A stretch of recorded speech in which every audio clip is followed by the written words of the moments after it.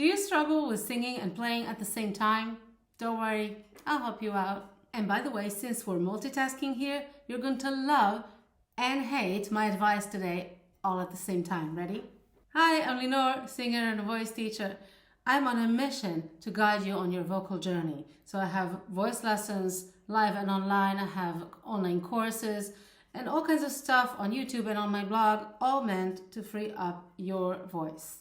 If you don't know where to start, just take this free quiz to find out. So if you're singing a song and you want to accompany yourself playing the piano or the guitar or the ukulele, I have some instructive instructions for you today, including how to make singing and playing a united task, as opposed to two things you have to think about at the same time and do simultaneously. We'll also learn how to use your instrument to enhance your singing voice. Yes! But first, let's talk about how to prepare your song. This is the part you're not going to like, so let's just get it over with. In order to be able to sing and play at the same time, you're going to need to first learn how to do those things separately. Not sexy, still true. Work first on your guitar or your piano or whatever it is that you're playing without singing. Just play it.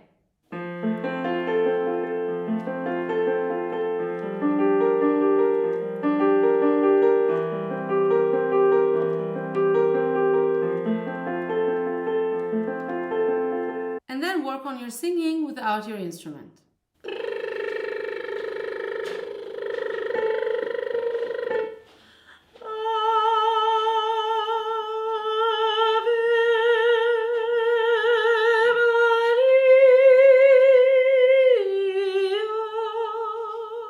I have a lot of students who sing and play, and a lot of them don't even consider doing first the piano and then the singing, or first the guitar and then the singing. They just do them at once and expect themselves to just know how to do this at once. But this will just put you on a slippery slope towards despair.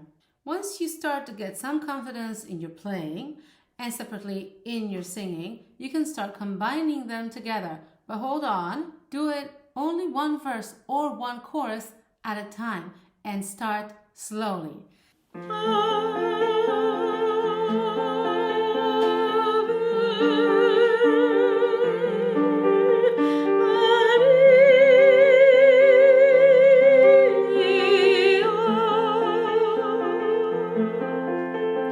Sorry, I'm being an annoying nerd again, telling you to work hard and be patient, but actually, it's less hard that way.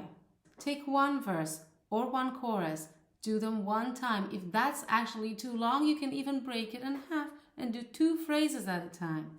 And then you start slowly, and then you do it a few times, you'll get better results.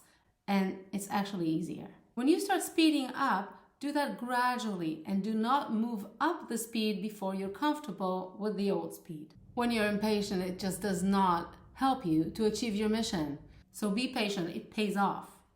And finally, once you can do verses and choruses on their own at a normal speed, start singing through just a little bit more of the time and you'll get it slowly but surely.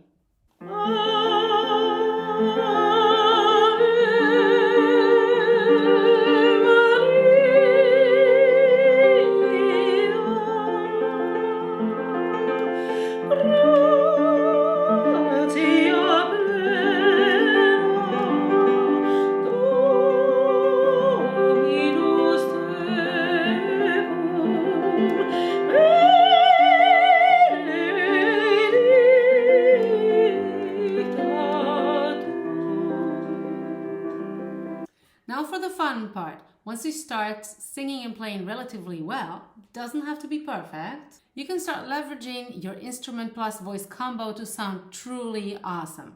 This part divides into three. Use your musical instrument to check your posture. Use your musical instrument to enhance your singing resonance. And using your musical instrument to get comfortable in your voice, mainly your high notes. Let's get going. Posture.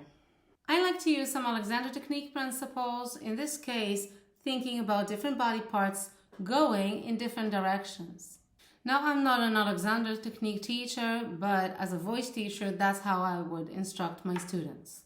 Back of your head towards the sky, chin towards your instrument. Sit bones in the chair or heels in the ground if you're standing. Now again, these are all thoughts. You're not supposed to take your head upwards and then fixate and hold it in place. That would just cause more muscle tension.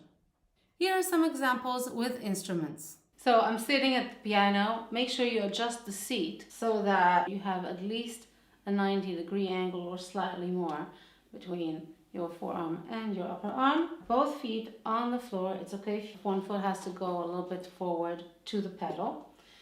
And what you're thinking is back of the head to the ceiling, chin pointing to the floor. Basically towards the keyboard, but not really, because the keyboard is forward, more forward than you.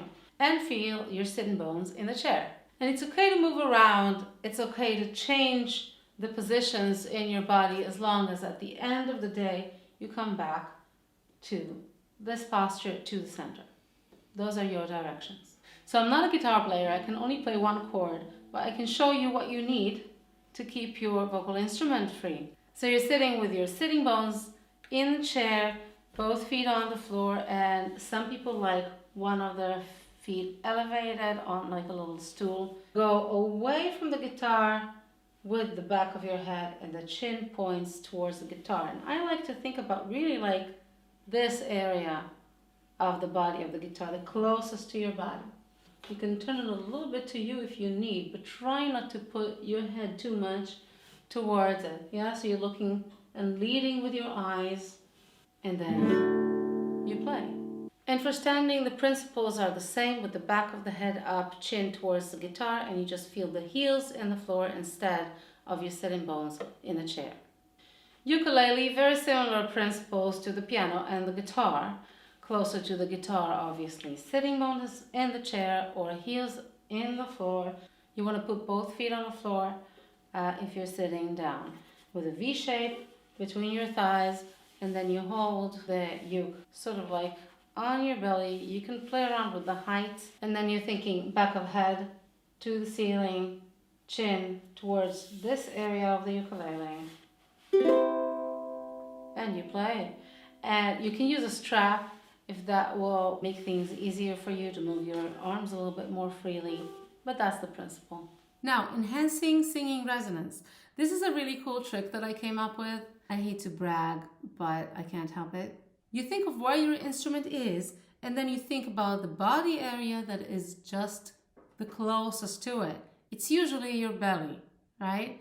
So all you have to do is think about that area and think towards your instrument when you inhale, and direct your breath into that area.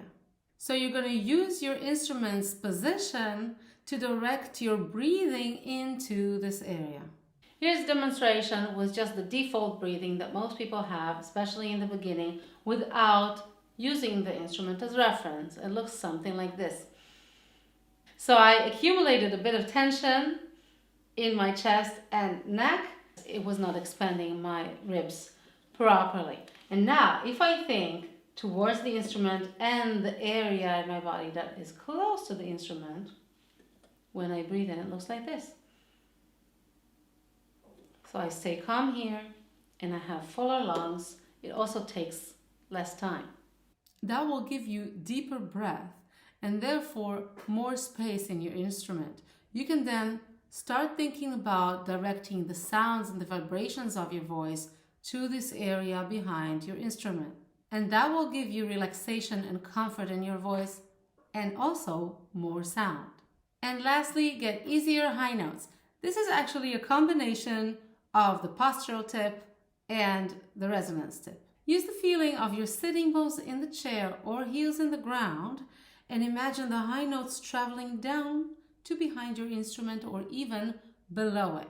This will help you not strain when you go into a higher register, because when you think up to a note, usually what happens is that all of the muscles want to go there, and then they put pressure on your throat.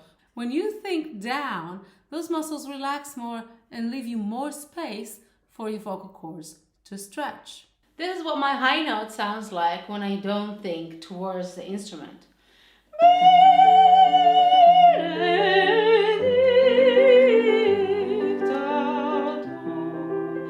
got away with it, but I was actually straining and it was a bit airy. So let's see what happens when I think that the high notes are going downwards towards my sitting bones and below where the instrument is.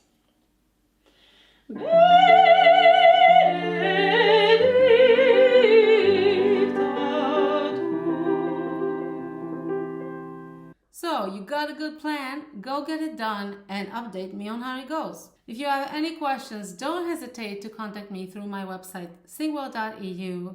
Enjoy playing and singing. Bye.